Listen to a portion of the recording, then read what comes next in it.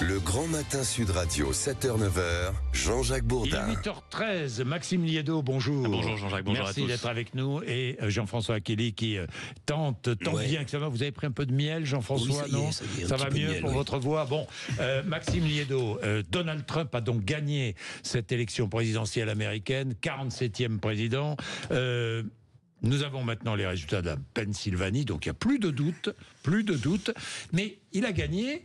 Qui sont les perdants? Au-delà de Kamala Harris, qui a perdu. Mais qui sont les perdants? Les perdants, c'est Bibi.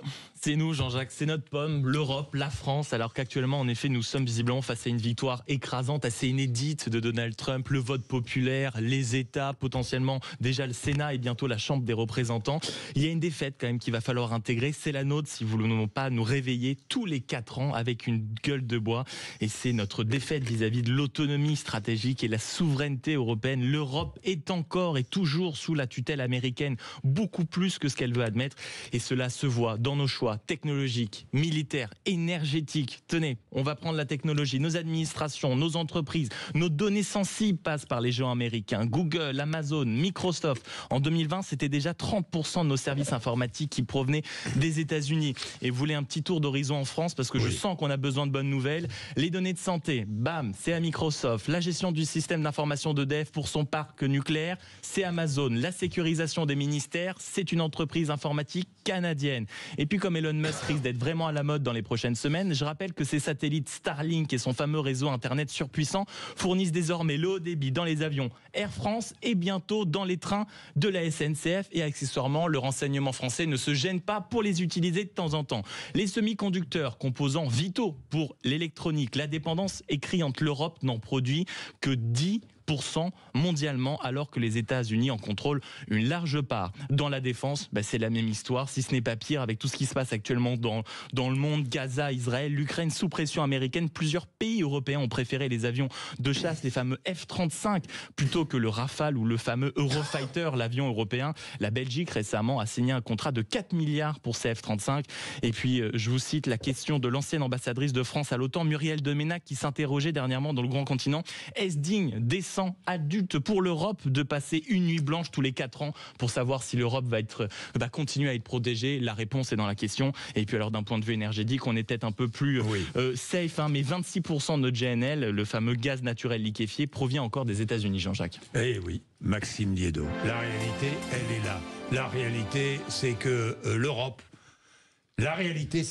est dépendante des États-Unis et qu'il faut absolument plus d'Europe et il faut absolument des investissements en Europe. Vous nous dites que la victoire de Donald Trump est presque souhaitée.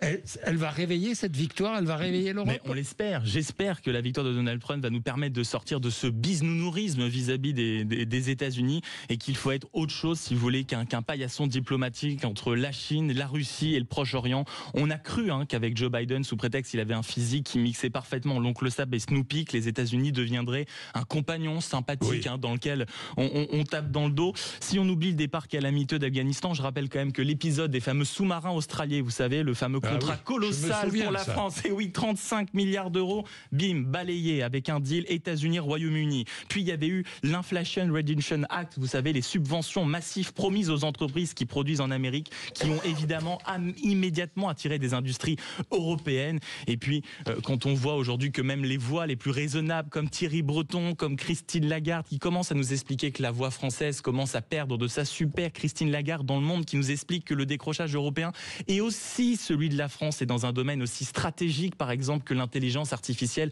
L'Europe, je cite, ne sait que réglementer. Il est quand même donc grand temps d'ouvrir les yeux. Trump n'est en fait que le produit supplémentaire d'une lame de fond qu'on voit partout dans le monde depuis des années. Sa première élection en 2016, le Brexit, Johnson, Bolsonaro, Meloni, Orban. Donc comme disait un grand philosophe, le monde bouge et il bouge vite. Donc maintenant, il s'agirait de grandir. Oui, Orban qui est la tête de pont de Donald Trump en Europe, évidemment, il félicite Trump, cheval de Troie peut-être même de Trump en Europe. Les États-Unis se moquent de l'Europe et n'en ont cure, donc à nous.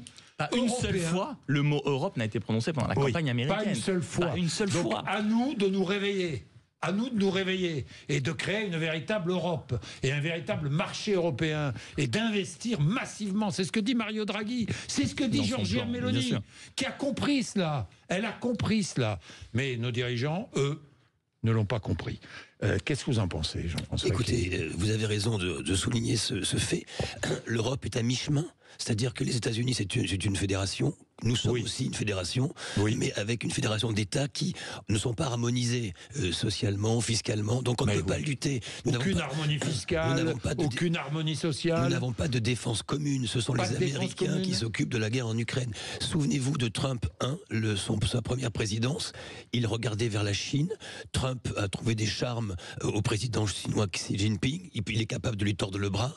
Trump, c'est celui qui est allé sur la DMZ, entre les deux Corées, la zone démilitarisée, pour discuter avec Kim Jong-un. C'est le seul président américain qui a fait ça depuis la guerre de Corée. Donc c'est un Trump qui regarde vers l'Asie, qui est désormais l'adversaire principal. L'Europe, elle est un petit peu au milieu de tout ça. Elle n'existe pas beaucoup à ses yeux. Mais évidemment, c'est ce que disent d'ailleurs beaucoup de députés européens. Mais bien sûr. C'est évidemment. Et nous, qu'est-ce qu'on fait? Et nous, on vire le dernier commissaire européen puissant qui avait des initiatives justement à souveraineté, qui s'appelait Thierry Breton. Et quand on voit une fois plus les voix raisonnables, je suis frappé. Des gens comme Thierry Breton, des gens comme Christine Lagarde, des gens comme Enrico Letta, ancien homme d'État italien, qui nous explique à quel point l'Europe est quand même en train d'être à la ramasse. Il est en effet grand temps de se réveiller. Bien, merci messieurs. Qu'en pensez-vous? 0826 300 300. Et tout à l'heure, à 8h30, nous allons parler de tout cela avec Christopher Weisberg, qui est franco-américain, démocrate, ancien député des Français de l'étranger, ancien président du groupe d'amitié France-États-Unis, et Randy Yaloz, qui est franco-américain également, qui est avocat, qui est le président des Républicains en Europe. Il va nous parler de tout cela, l'Europe, les États-Unis, la victoire de Trump. Vous ne ratez rien, vous êtes sur l'antenne de Sud Radio, 8h20.